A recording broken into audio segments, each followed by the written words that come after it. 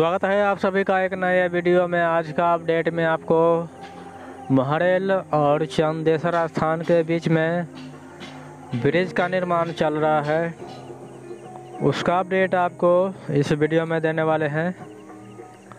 सामने में गिट्टी और बालू रखा गया है यहाँ पर, और इस ब्रिज का काम जो है 60% हो चुका है। यहाँ पर इसमें जो है 2 पिलर है और यहाँ पर 2 अबाउटमेंट है। यहाँ पर पिछले बार जब हम यहाँ पर आए थे तो यहाँ पे सेटिंग लगा हुआ था पूरे पिलर में।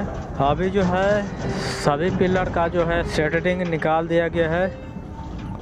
यहाँ पे सेटिंग निकाला जा रहा है। जब पिछले बार हम यहाँ पे आए थे पूरे पिलर में सेटिंग लगा हुआ था, और यहाँ से 1 किलोमीटर उत्तर की तरफ से और एक ब्रिज का निर्माण चल रहा है।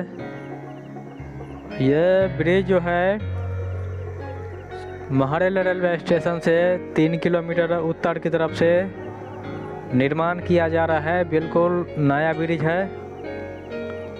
और दूसरा जो ब्रिज है उसको रिपेयरिंग किया जा रहा है। ये ब्रिज अगर बन जाता है तो महरेल से वाचस्पति नगर तक जो है मालगाड़ी का आवागमन हो सकता है, परंतु इसका काम जो है जोरों पे चल रहा है। तो आज का अपडेट में बस इतना ही।